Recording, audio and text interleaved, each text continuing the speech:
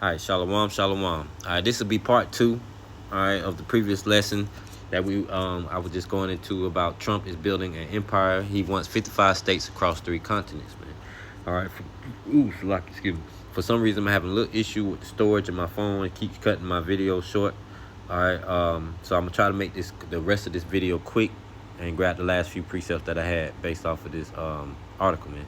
All right, so before I get started, I want to give all praise to Yahweh, Bahashim Yahushai, Bahashim Ha Rakak Kodash Ma'amat. Definitely want to give double honor to the elder apostles of GMS and their elders. Definitely want to give double honor to my elder apostle Aharwan, Bon Yashal Lions Den Camp, located in Jacksonville, Florida. Shalom to the sincere men, women, and children that believe in sincerity and truth, and that believe in the names of Yahweh, Bahashim Yahushai. Shalom. All right, so we left off right here in this paragraph.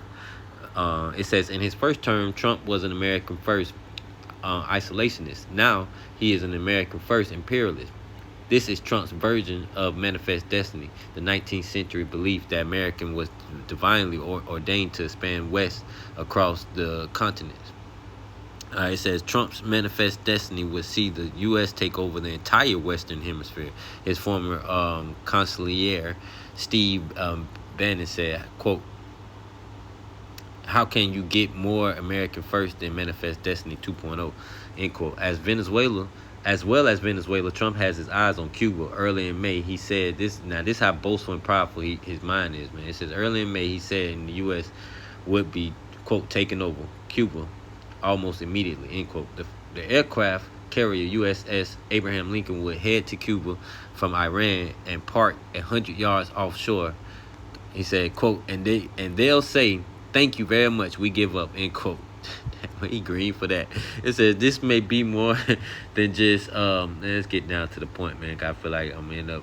Let's get down to the 5 states. 5 places you want to turn into American states, man. Just so this article, so my video won't cut off on me again. It says there was similar. Nope, that's not what I want. Let's go down. This is talking about him being more like Andrew Jackson. I recommend going to read. I'm gonna try to put this link into the description, man. But go and read this. It talks about how Trump kind of like admires and goes. He's being just like Andrew Jackson. Basically disregarding the Congress and just doing what he want to do. So I'm gonna just read this part of the article. It said Jackson has already invaded Florida, which was under Spanish control. He was waged his. Now we just went to Temucan Park, National Park, where the first Mosaic Fort is located. Well, where they basically rebuilded it. And it's just kind of funny. I ran into this article. It goes into how the Spanish and that was dealing with how the Spanish was. And the Negroes was over there and living free, not the Spanish but the Negroes living over there free during this time that the Spaniard was ruling. All right, it says Jackson had already invaded Florida, which was under Spanish control. He waged his own undeclared war, ignoring the Constitution, which, as today says, only Congress can declare war or make peace. The Congress of 1819 declined to censor him, back in Florida's seizure after the fact. This has been Trump's playbook, too, in Venezuela and in Iran. At first, dare Congress to object. Bet they won't. See, that's that. Ooh, boy, look how proud for you. Bet they won't. Could this be how he acquires Cuba? It says Trump now has his own version of the Monroe Doctrine, which he calls the Dunroe Doctrine. Monroe told European powers to stop colonizing the Americans. The Western Hemisphere was a U.S. sphere, like a U.S. hemisphere, U.S. sphere of influence. He said, stay out of our backyard. The Dunroe Doctrine is more aggressive version of this. An American backyard apparently extends as far as Greenland. All right, it says Stephen Miller, one of Trump's most trusted aides, set out this rationale in a non-notorious interview. It says he spoke to CNN just after Trump had ordered the abduction of the Venezuelan president Nicolas Maduro.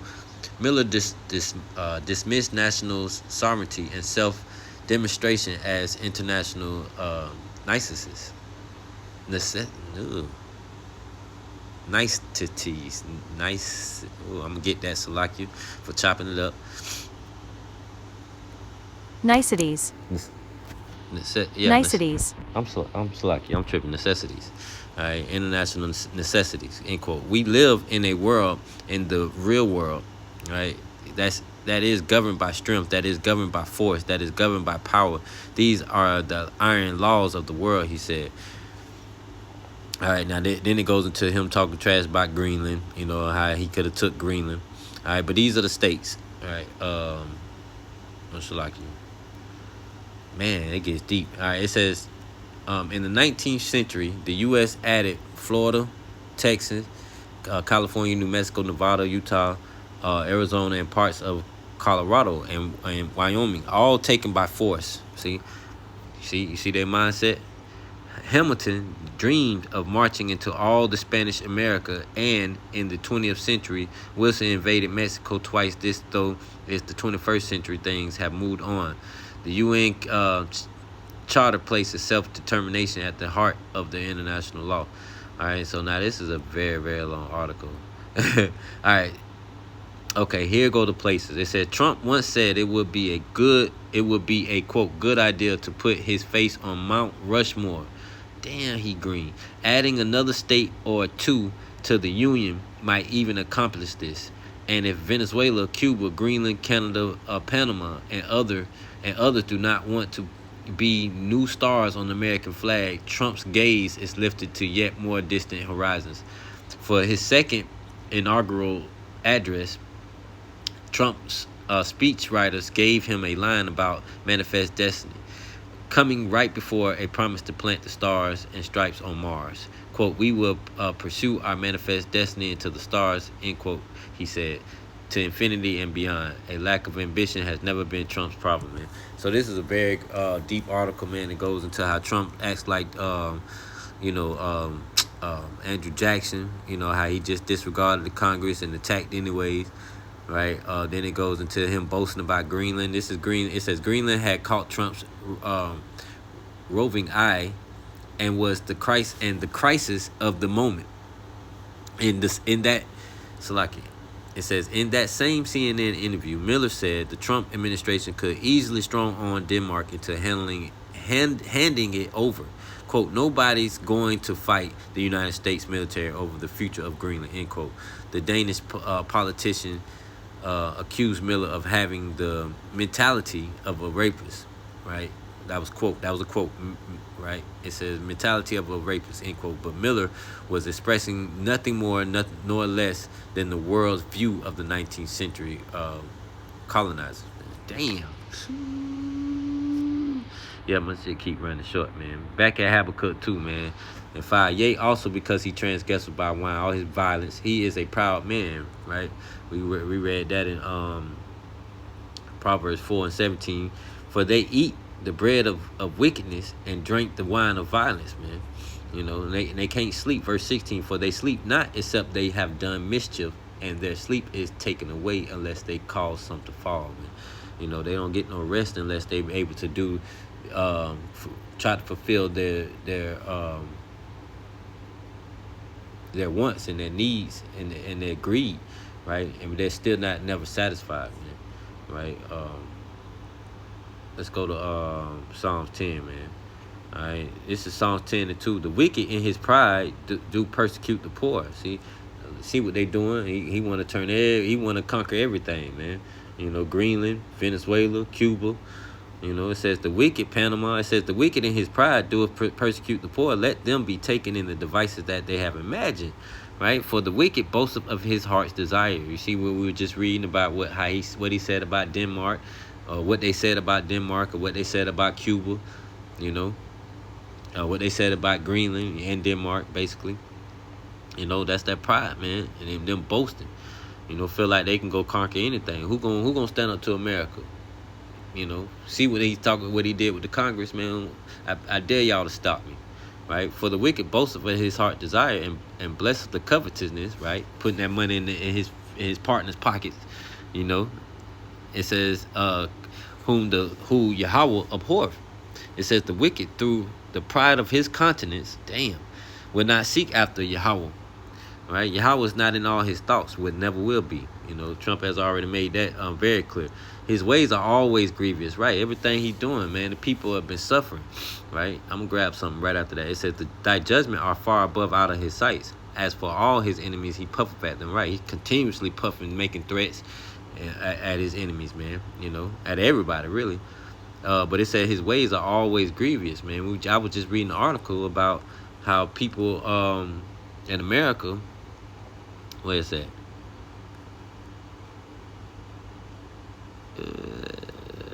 Come on now. Oh, right here. I'm tripping. Americans feel Donald Trump policies are making them financially worse off. Right?